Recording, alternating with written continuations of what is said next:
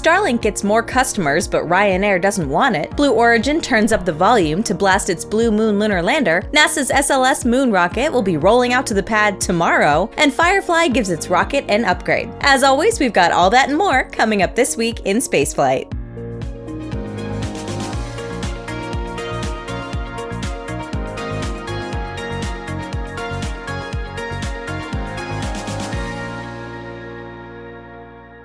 The Lufthansa Group announced this week that it'll begin to roll out Starlink terminals on its fleet of roughly 850 aircraft starting later this year. Starlink currently connects more than 9 million people worldwide, with half of those joining as active customers just last year. This week, the company also doubled the roaming data allowance to 100 gigabytes per month at no extra cost. Major airlines have been steadily coming on board. Hawaiian Airlines and JSX led the way with large-scale rollouts, followed by Qatar Airways, United Airlines, and more recently, Emirates. In Europe, Air France, SAS, Virgin Atlantic, and the International Airlines Group, including British Airways, are all actively installing or planning to unveil Starlink this year. There's one European company, however, that has said it will not be installing Starlink on its aircraft: Ryanair. Why? Well, the company's CEO, Michael O'Leary, said that the added weight and drag of the Starlink terminal would impose a roughly 2% fuel penalty on its Boeing 737 fleet. He added that the short length of its flights, which averaged just 1 hour, would make it less likely that passengers would pay for in-flight Wi-Fi.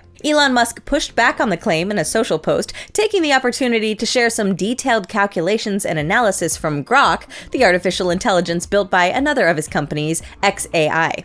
This analysis concluded that the aerodynamic drag would be significantly lower than claimed, and that many airlines actually see net fuel savings compared to the older, bulkier Wi-Fi tech. Starlink antennas for aviation are notably thinner than competitors' satellite antennas, sometimes called radomes, which appear as a more visible hump on the airframe. Starlink uses a modern phased array design, which is electronically steered.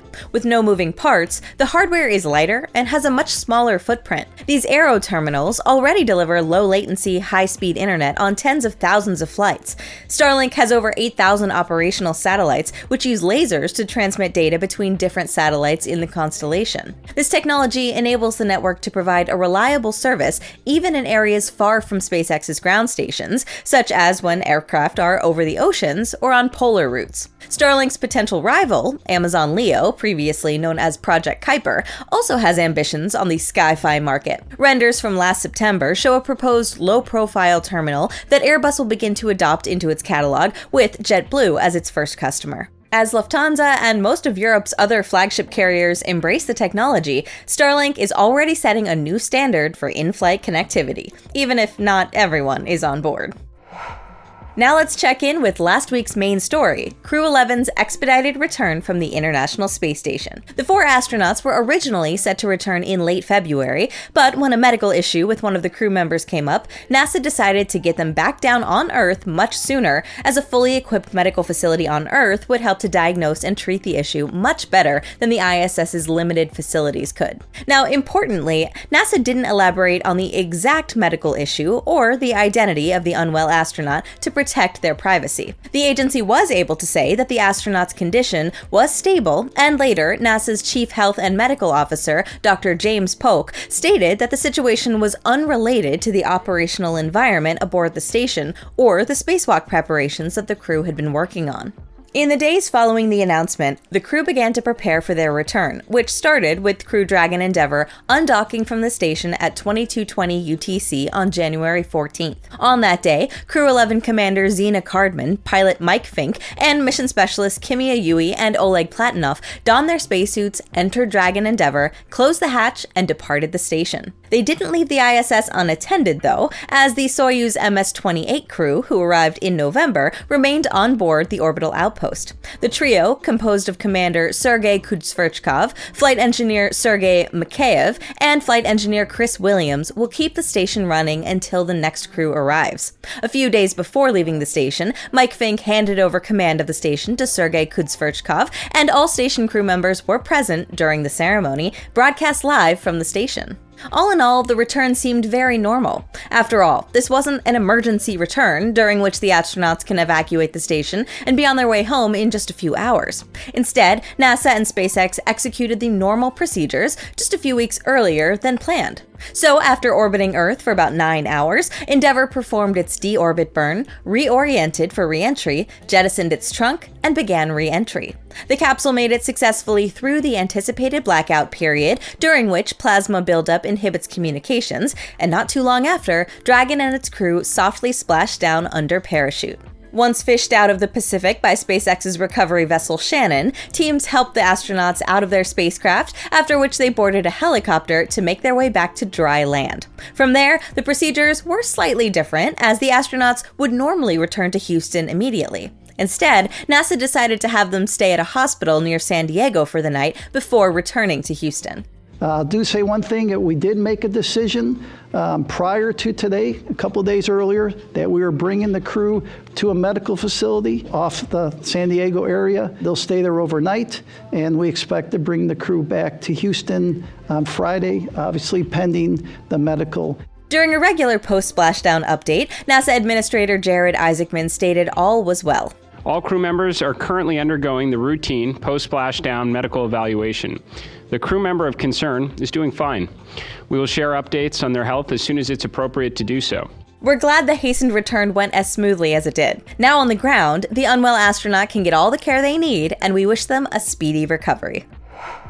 Let's take a look at some upcoming commercial rockets, starting with Firefly Aerospace, which has just unveiled a major new Block 2 configuration upgrade for its small satellite launcher Alpha. The changes are aimed at boosting reliability, simplifying manufacturing, and improving operational performance. Alpha will grow by around 2 meters, making it over 31 meters in length with stronger carbon composite structures, optimized for automated manufacturing. Interestingly, it seems that they're expanding the liquid oxygen tank by much more than the kerosene, or RP1 tanks. Now, this could be because they're planning to change the mixture ratio in the Reaver engines, although they haven't reported anything about that, so it seems unlikely. It could also mean that they got the tank sizes slightly wrong on the first version, and that wouldn't be as strange as it seems, as only a few years ago, SpaceX discovered that they'd been loading a few tons of liquid oxygen more than they needed onto every Falcon 9, which the rocket then carried to space and back again for no reason. The rocket will also shift to in-house batteries and avionics systems, replacing off-the-shelf components to improve reliability and streamline production. Tank design and thermal protection systems have also been refined to support more demanding missions, including responsive space launches and national security payloads. Firefly's forthcoming Flight 7 will be the last to fly in the current configuration, with some of these subsystems in shadow mode to gather early flight data.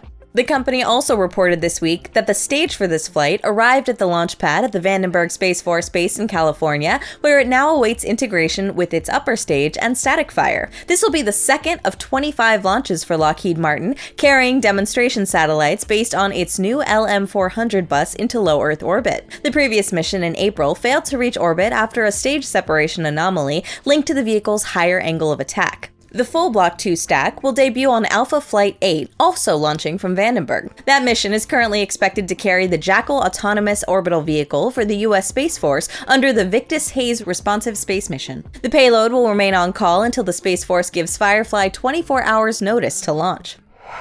Now let's take a look at Relativity Space, which released another one of its monthly update videos showing the world the progress that they made on their Terran R rocket during the final month of 2025. If you remember, Terran R is Relativity's upcoming reusable heavy lift rocket. The company started out with a small, mostly 3D printed Terran 1 rocket and decided after just one failed flight to give up on that design and move on to greener, or I guess bigger, pastures with Terran R. Along the way, the company changed the rocket's design to incorporate more traditional manufacturing and source parts externally. Now backed by former Google CEO Eric Schmidt, the company is making strides to finally get Terran R off the ground and have frequently been sharing their progress with the world. Through all of these updates, we've slowly seen the rocket for the first mission coming together, including parts for its first stage.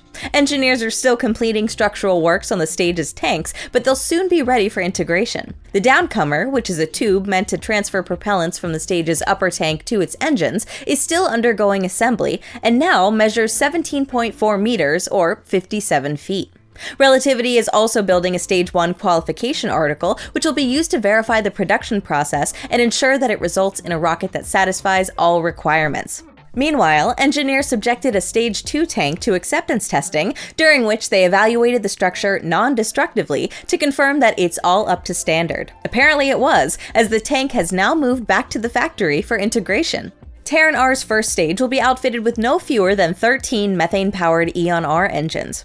Relativity's engine team shipped another Eon R flight engine to the company's test site at NASA's Stennis facility for acceptance testing. In November, 2 engines already completed this process, and December saw 2 more pass acceptance testing. These 4 engines are now ready for installation on the first stage, but Relativity has many more to go before they can outfit the first rocket. Fortunately, they're making good progress, with the company reporting 6 engines at the test site on a single day. The test site itself will also see expansion, and Relativity has now started activation of propellant infrastructure for a new stand. As for the single Eon V that'll power Terran R's second stage, the company is still subjecting it to development testing. Every rocket needs a launch site, and Relativity is building one at Space Launch Complex 16 in Florida. Work seems to be progressing smoothly, and more structures are going up, although there is still a lot of work to be done before it can support a launch. Recapping 2025, the company calls it just the opening chapter. They're planning to launch Terran R later this year, and in their words, 2026 is where it all comes together. We certainly hope that the company will keep up the pace, as we can't wait to see Terran R fly. And if you want to see what's next for Terran R, be sure to tune in to future episodes and subscribe to our channel to make sure that you won't miss it. And if you like our space news coverage, there's a button for that too.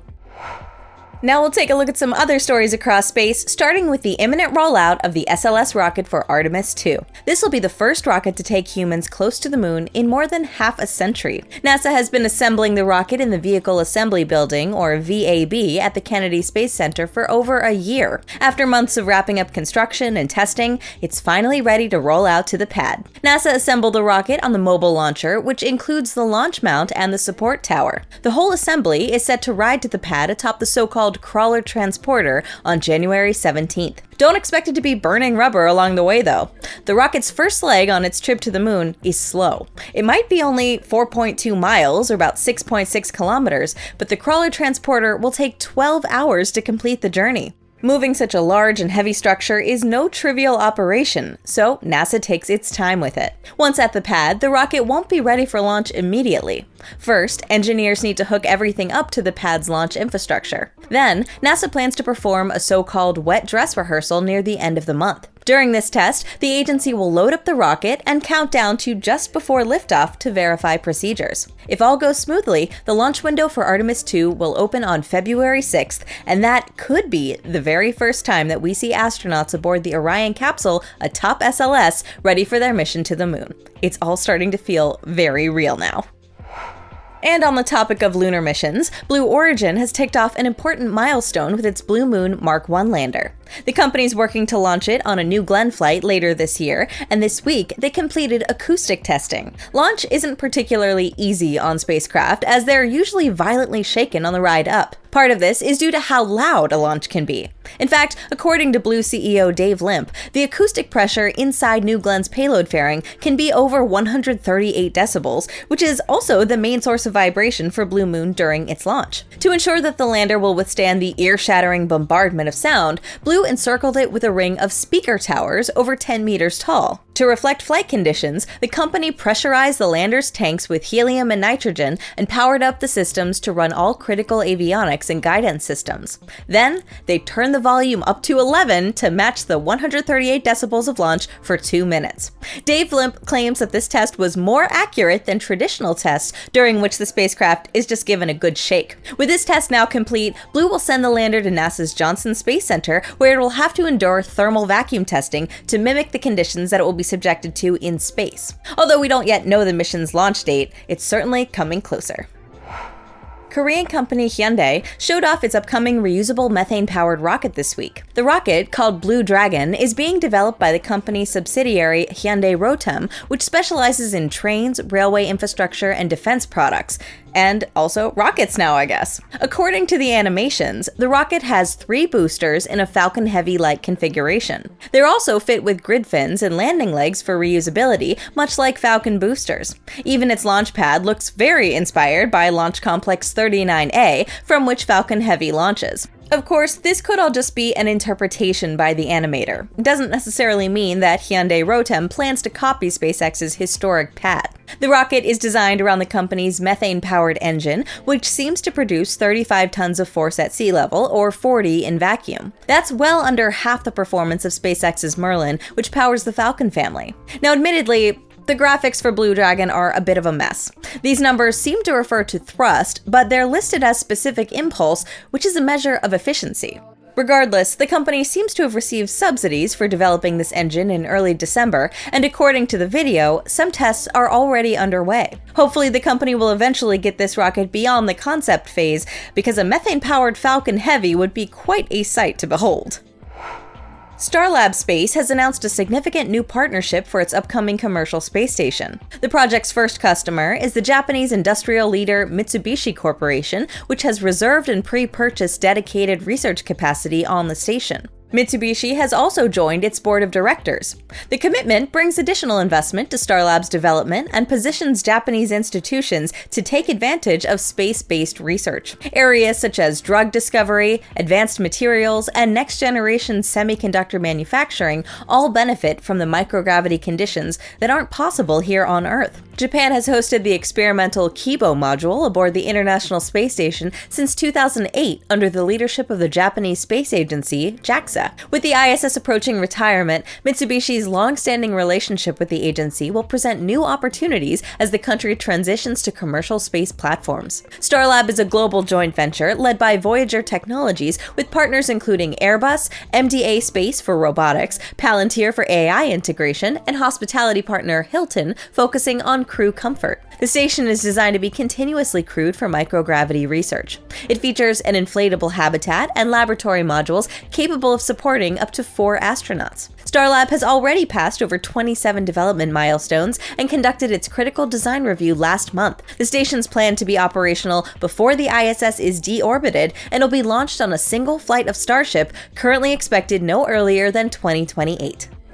JAXA has tapped private lunar exploration company iSpace for a study tackling an issue that we don't often think about when we imagine a return to the moon: space junk, and who's responsible for taking out the trash. As lunar activity accelerates, with more orbiters, landers, relays, and commercial missions heading into cislunar space, the risk of debris around the moon is starting to look a lot less theoretical. While Earth orbit has established debris mitigation rules, the moon doesn't, and that's a problem better addressed before traffic really begins to ramp up. Under this new contract, iSpace will study how spacecraft operating around and on the moon should be disposed of at end of life, how debris risk can be reduced, and what practical enforceable rules might look like. The work draws on recommendations emerging from the Artemis Accords, with iSpace testing whether those ideas actually work for real missions.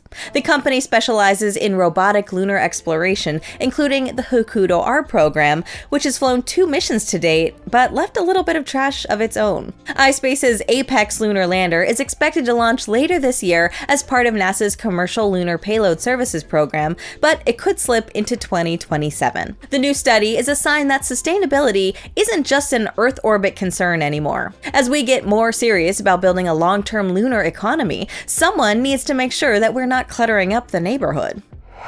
NASA and the U.S. Department of Energy signed a memorandum of understanding this week, advancing plans to put a nuclear reactor on the moon by 2030. The 2 agencies announced plans to research and develop a fission surface power system, a compact nuclear reactor designed to operate on the lunar surface for years without refueling. The effort supports U.S. national space policy under the Artemis campaign, powering future lunar bases. But it isn't just about the moon. The technology will help to build infrastructure that would support the next giant leap to Mars, where reliable power is equally mission critical. So why nuclear? Well, solar panels can't reliably support long-duration missions on the moon. Lunar nights last nearly 2 Earth weeks, while temperature swings, dust, and lunar terrain can make solar power intermittent. A nuclear reactor, by contrast, could deliver continuous, abundant electricity regardless of sunlight or lunar conditions. This would sustain habitats, laboratories, and resource processing over long stays. The partnership builds on more than 50 years of successful collaboration between the agencies, and there's plenty of work ahead detailing the reactor design and how they'll meet a 2030 deadline. If successful, a lunar nuclear reactor would mark a fundamental shift, turning the moon from a place that we visit into a place that we can reliably live and work, laying the foundations for human missions even deeper into the solar system. This is your weekly space traffic report provided by Next Spaceflight. We're looking back at a busy week in spaceflight with no fewer than 8 launches and the Crew 11 return that we discussed earlier in the episode. SpaceX kicked off the week by launching NASA's Pandora mission from California alongside 39 small satellites for their Twilight mission under the company's SmallSat rideshare program. Pandora is a small space telescope on a mission to study exoplanet atmospheres. These distant planets are hard to observe directly, but if everything aligns right, they pass, or transit, in front of their own star from the perspective of our telescopes, which slightly dims the star's light. What's more, the planet's atmosphere, if it has one, will also interact with the starlight to slightly alter its spectrum. Pandora will be studying this effect to help scientists determine the planet's makeup. The telescope is set to study at least 20 planets during its 1-year mission. SpaceX launched 2 more missions, both Starlink missions from Space Launch Complex 40 in Florida. And India also had a launch this week, but unfortunately, this marked the year's first failed mission. So what happened? The Indian research organization launched its PSLV rocket on January 12th, lifting off from the Satish Dhawan Space Center at 4:48 UTC. It carried an Earth observation satellite for India's Defense Research and Development Organization, as well as 15 rideshare payloads, all destined for sun-synchronous orbit. The first phases of flight went as planned, but late in its burn, the rocket's solid third stage lost attitude control. While the fourth stage did separate and ignite successfully, it was unable to correct for the situation, resulting in the end of this mission and its payloads. Rather saliently, this mission was PSLV's return to flight after the previous mission in May last year also experienced a failure during its third stage burn. It's too early to tell whether the 2 failures are related, but having 2 rockets fail in a similar manner, it's not a good look. Surprisingly, it seems that one payload did survive the failure, the Kid re-entry capsule from Spanish company Orbital Paradigm. This was the company's first re-entry mission, and it seems to have separated from the rocket and survived re-entry despite it being much more intense than planned and splashed down into the Indian Ocean. Unfortunately, the company didn't get any customer data back and therefore still declared the mission as failed. China kicked off the year with a slightly unusual launch. Lifting off from Taiwan, a Changzheng 6A lofted a military remote sensing satellite into low Earth orbit. Now here's a strange thing about it. The orbit is highly retrograde, so against the direction of our planet's rotation. This requires much more propellant than a normal prograde orbit, so they must have had a very specific purpose for this satellite. However, without more information, all we can do is speculate. Soon thereafter, a Changzheng 8A launched from Wenchang to deliver another batch of internet satellites to China's state-owned Guowang Internet constellation, also known as SatNet. The constellation is ultimately planned to grow to 13,000 satellites, but will need many more launches before it gets anywhere close. Later in the week, China launched an Earth observation satellite for Algeria on a Changzheng 2C from Zhochuan, and Galactic Energy launched the sea launch version of its Series 1 rocket from a barge in China's coastal waters.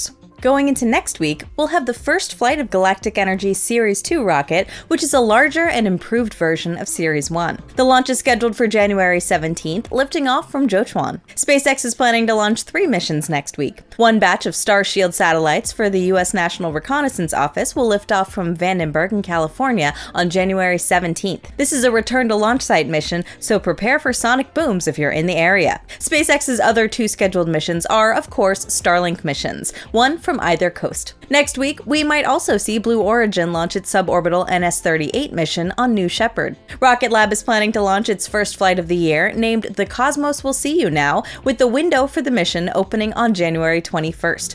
This mission is set to launch from the company's own launch complex in New Zealand. Over in Europe, we might see the second flight of ESA's Spectrum rocket launching from Andøya in Norway. The window for this mission opens on January 21st. China is planning to return the damaged Shenzhou 20 capsule from the Tiangong space station. Its crew left the station last year aboard the Shenzhou 21 capsule to avoid risk after their own capsule was damaged by space debris. The Shenzhou 20 capsule will now return without crew, with landing under parachute scheduled for January 19th. Now, there is always a chance that schedules will change, and and more launches might appear throughout the week. To stay up to date, we recommend checking our Next Spaceflight app and website for the latest on all space traffic events. And that's your weekly update of spaceflight news. I'm Elysia Segal for NSF, and we'll see you all again next week to recap this week in spaceflight.